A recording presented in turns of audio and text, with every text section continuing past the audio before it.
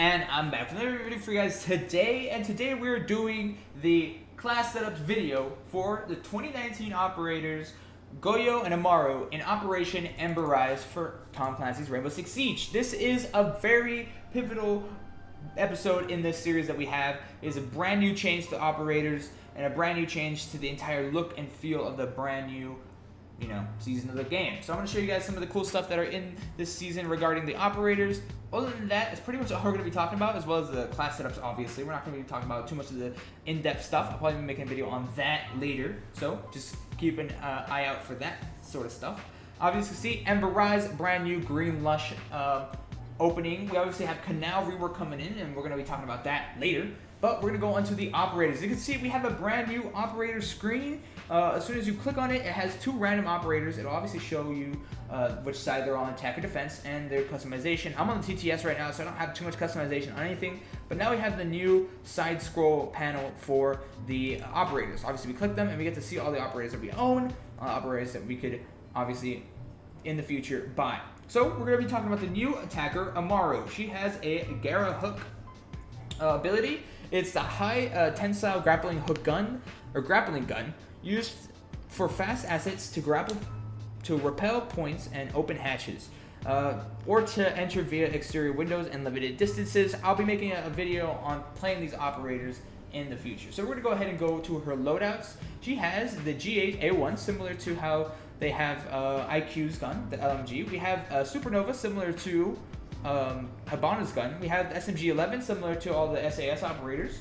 and we obviously have the ITA-12S, which is similar to Mira and Jackal. So there are a bunch of recycled guns. I really like that they're recycling the guns because they're expanding the character of all these guns that they have.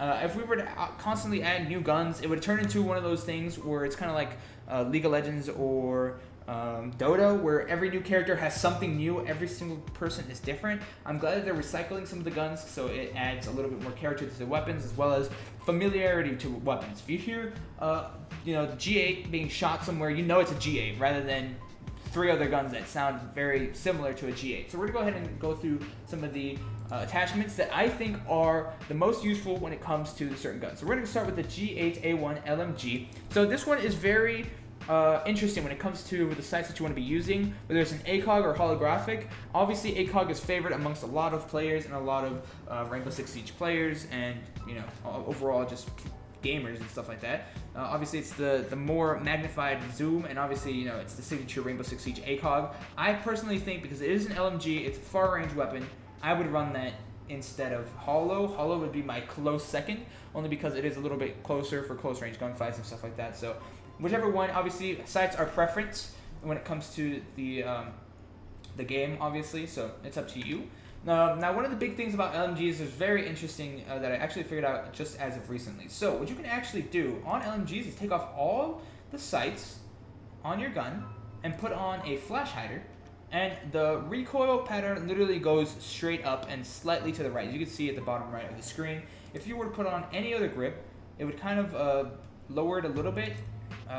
Obviously, with the angled grip, it wouldn't do too much to it, to be completely honest. But vertical grip would lower it down a little bit. I'm going to take vertical grip over the angled grip unless I'm being super fast and just really don't give a fuck. If I'm running hollow sight, I'm running the angled grip. But if I'm running an ACOG, I'm running vertical grip just so I can get those headshots really easy. And then flash hider will kind of help the spread of your gun a little bit more. As you can see, the spread is a little bit more concentrated lower than it is than the compensator. So I'm actually going to run flash hider instead of compensator on this one occasion. So that is the G8. We're going to move on to the Supernova. So on this character, it's very interesting on how you want to run this this class setup. So you can either run this LMG with a shotgun. Obviously, if you want to go up hatches with Amaru's grappling hook, you have to break them first. You're not going to break them with the LMG. It's just not possible. So you're going to either want a shotgun, one of the two shotguns. So probably what you're going to be running, if you're not going to be going through hatches, obviously you're just going to be running this gun and this gun, the SMG-11 and the G8. But if you need to open hatches from below or above, probably the ITA is probably going to be the most useful gun when it comes to that. But if you want to be super stealthy, because obviously shotgunning hatches open is quite loud, you want to run the Supernova. And Supernova with suppressor and a sight. If you want a sight, you don't have to put it on a sight. I just like sights on this shotgun because the iron sights are kind of rough on this one. But I would definitely run a suppressor on the Supernova, so that I can open hatches quite quietly and then have the SMG-11 as my secondary, switch to that, and get some kills into the objective just like that. You cannot, unfortunately, have the shotgun and the GA. You have to have one primary, one secondary. So that's one of the loadouts that I would be running with this gun. Obviously, with the SMG-11, Flash Hider is a lot more useful. As you can see, the recoil goes literally straight up. Compared to, it might actually be better to run a compensator now that I think about it. Whichever one you really like, to be completely honest. I'm going to run compensator, just going to try it. It's more of a preference. I think for Flash Hider, it's very much easier if you're going to do those tap fires. If you're doing tap fires, it's perfect. But if you're doing regular, just spray and pray, I wouldn't do that at all with this gun. So probably I think Flash Hider would be probably the best for almost any reason. Obviously, vertical grip is the only grip, so might as well put it on. And sights, either hollow or reflex, red dot even if you want. It's pretty much just a preference when it comes to that. When it comes to the ITA, there's really nothing you could really put. I would not recommend having an underbarrel laser on almost any shotgun, maybe other than like the M8. But I would only run a sight if you really want to. I just like the sight on this gun. You don't really have to. It's kind of not necessary, but it's up to you whether you want to run it.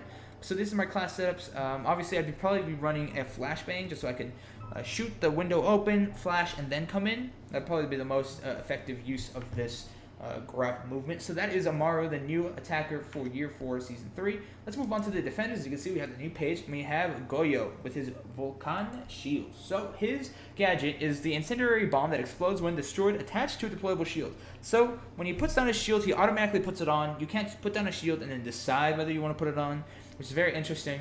It's going to add kind of that dynamic, whether you think it is one or you don't. So it's going to be very interesting. Moving on to his guns, I think he's one of the most OP operators in this game. I personally love him to death. So he has a Vector. He's a 2-speed, 2 armor. So that's actually really fast to have a Vector 45 on his gun.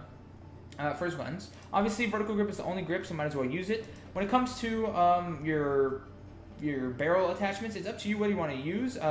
I would definitely use compensator for the fast sprays that this gun is capable of. Flash Hider is okay for like little small bursts, but I would not recommend small bursting with this gun, mainly because it is a pea shooter. The damage is not high whatsoever, so it's up to you. Sights are very varied, whatever sight you want. I personally like the reflex, but hollow is also one of my old favorites back on console, so I really like that when it comes to the Vector.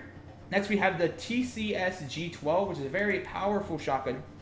As you can see, it does have the ACOG sight on it, which is insane. I don't see why anybody would be using anything other than the ACOG sight. Maybe a hollow if you're on console and you really suck at recoil. That's about it. There's 2 grips on this gun, which is very interesting. You can make it either really fast or just regular. I would honestly go with vertical grip just because this shotgun has a lot of recoil. As you can see, the difference at the bottom right of the screen for recoil is so much different when it comes to the different things. So that's what I would say. When it comes to barrels, I would actually run a suppressor just to reduce a lot of that recoil, if you see, with and without. It does reduce some of the damage, but this gun's doing a lot of damage either way. You're not getting one-shot kills with this gun unless you're hitting them in the head. That's just plain and simple. So might as well just go for the 2-shot kills, minus that 10 damage. And it doesn't actually reduce any of the recoil, to be completely honest. But it's up to you if you want to be nice and stealthy. To me, I like it. And then, obviously, last but not least, we have the P229. I believe this is the GSG-9 pistol that like Rook and all of them have. The only attachment I'd really see is muzzle brake. You can run a laser sight if you really want to give yourself away, but that's up to you. Other than that, that's the 2 brand new operators. Oh, on him, I would actually run impacts too, because you can impact his gadget rather than launch a C4 and be super slow. So those are the new operators for Operation Ember Rise. It comes out in about 2 or 3 weeks as you guys are watching this video. I know I'm kind of late. I usually do this like literally the day that the TTS drops, but Modern Warfare's been out, and obviously this video has been, behind a couple times. So thank you all so much for watching. I hope you guys enjoyed this. Good luck on the new operation. I'll see you guys later. Peace.